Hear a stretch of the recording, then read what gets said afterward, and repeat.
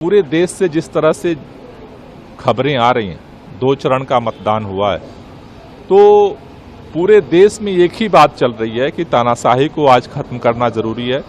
संविधान को अगर बचाना है, तो देश को अगर बचाना है, तो पूरे देश में जनता के बीच में एक ही लहर है कि इस तानाशाही सरकार को अगर आज नहीं हटाया गया तो कल इस देश में कोई भी बोल नहीं पाएगा, चाहे वो छात्र हो, नौजवान हो, किसान हो, मजदूर हो, कोई भी तबका हो।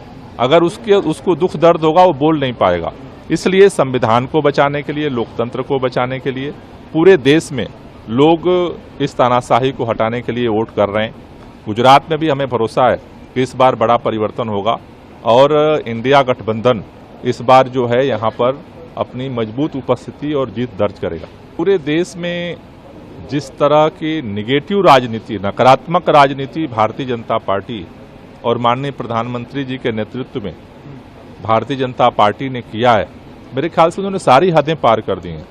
चाहे वो इस तरह के नकारात्मक प्रचार हो और चाहे जिस तरह से पूरे अपोजिशन को उठा करके जेल में डालने का हो, चाहे जिस तरह से ईडी, सीबीआई, आईटी का दुरुपयोग करके पैसा उगाही करना हो या लोगों की आवाज बंद करना हो, तो नकारात्मक राजनीति की सारी हदें तो भाजपा ने पार की हैं और आज उसी से उनको डर लग रहा है, क्योंकि जनता 5 साल तो चुप थी, लेकिन अब उसे वोट देने का अवसर मिल रहा है और वो वोट की ताकत से इस तानाशाही के खिलाफ अपना विरोध दर्ज कर रही है और इससे भाजपा डरी हुई है। जनता चुनाव में मालिक होती है। 2 चरण के मतदान ने ये पूरे देश को संकेत दे दिया है कि तानाशाही हारने जा रही है इस चुनाव में और संविधान, लोकतंत्र और देश से जो लोग प्यार करते हैं, अपने हक के लिए जो लोग लड़ाई लड़ रहे हैं, वो उनकी जीत होने जा रही है। बात ये पक्ष विपक्ष की नहीं है, ये तो हमारी सामाजिक मर्यादा का प्रश्न है। भारतीय जनता पार्टी के ऊपर एक ही आरोप है कि भारतीय जनता पार्टी में जितना भी देश का बड़ा भ्रष्टाचारी हो वो शामिल हो जाता है, वो जो है ईमानदार हो जाता है।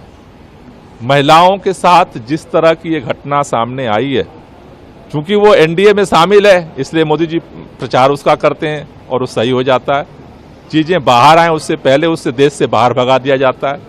तो भारतीय जनता पार्टी की जो कथनी है और जो करनी है, उसका अंतर पूरा देश देख रहा है और धीरे धीरे जितने तरह के इन्होंने गलत काम किए हैं, उस सारों का चिट्ठा खुल रहा है।